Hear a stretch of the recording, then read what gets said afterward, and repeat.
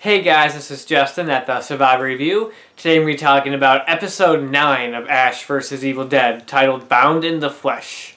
Continuing off of last week's amazing episode, this is another great episode for the show that continues with that Evil Dead style horror, but a lot of the great humor that we've come to know and love from the previous episodes. This one's not as strong or as great as last week's, but it's still a very solid, just amazing episode that was great from start to finish. So this episode continues off of right where the last one ended, with Ash and the evil Ash fighting each other. And the whole scene where Pablo and Kelly are trying to figure out which one's the real Ash was so great and so hilarious. So many funny Ash lines in that. Just like, I could be racist too. Asian babies, they freak me out.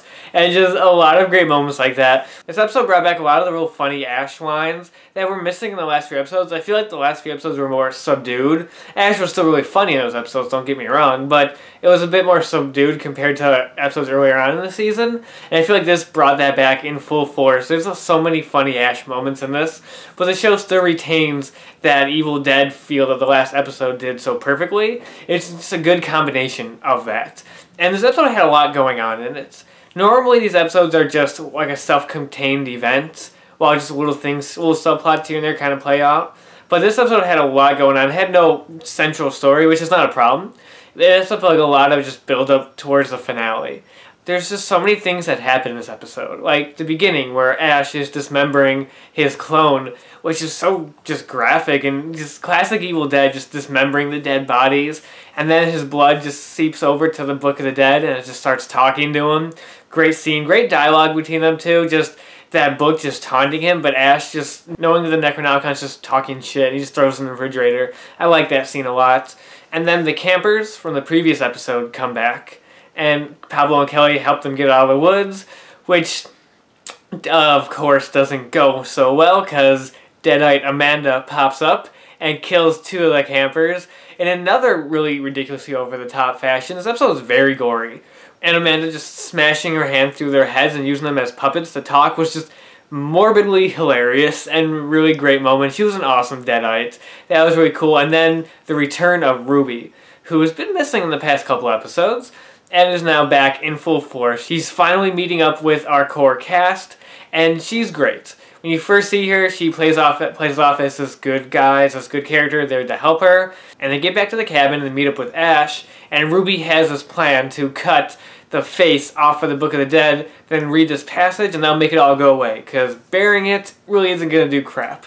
Which makes a lot of sense, actually.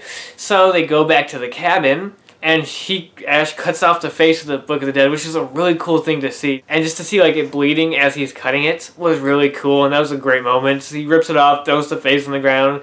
Ruby starts reading out of the book, and all hell breaks loose. The last scene in this episode just turns into chaos. Everything's ground starts cracking open, a lot of crap is happening.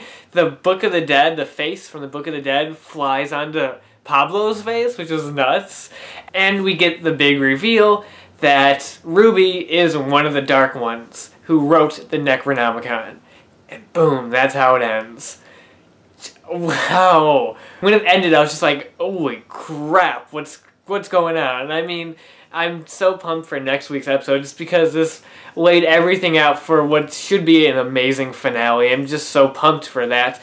And you knew there was more to Ruby than meets the eye. And I feel like there's more going to be explained in the next episode, I hope, because every time she came into contact with a Deadite in the previous episodes, they always said stuff like, we know who you are. And they always made it seem like there's something going on between her and the Deadites. Because they're always like, you're not going to get away with this. And I don't know what it is. I feel like there's still more to her that needs to be revealed. That's what the last episode's built up, which I hope is true. I hope more of her gets revealed. But she's an awesome character. I like seeing more of her and having her be in the focus of the episode instead of just a side character. Because that's one of my little problems with the previous episodes, is that she was always just a quick side character who appeared in a couple scenes, and that was it.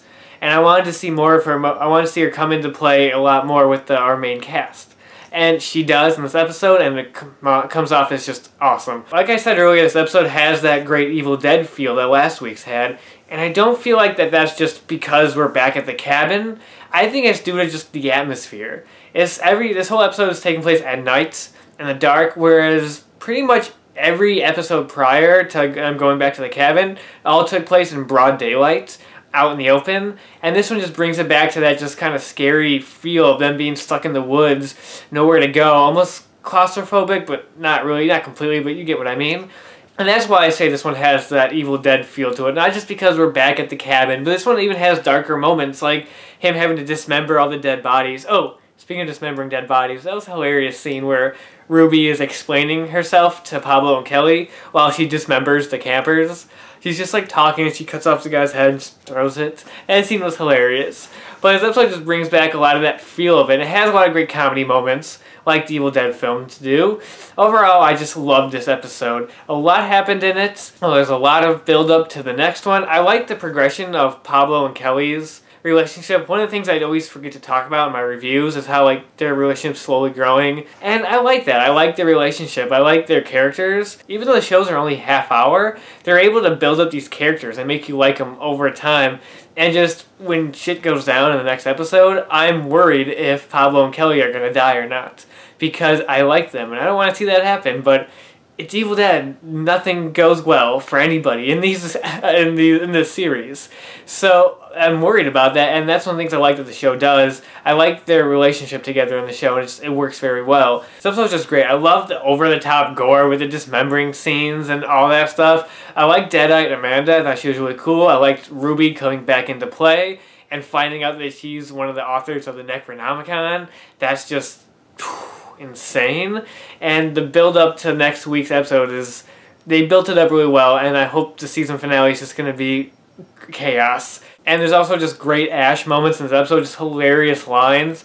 Though he did feel a little out of character for a second there, because last episode he was all sad about Amanda's death, and it was like genuinely sad. And then this one he was kind of joking around about it. That felt a little weird and out of character, just because of what we saw last week. But aside from that, he was in perfect form. Just amazing episode, and I cannot wait for next week's. So that's pretty much all I have to say about episode 9 of Ash vs. Evil Dead. And until next time, I'll talk to you guys later. The only person you're willing to lay down and die for is you.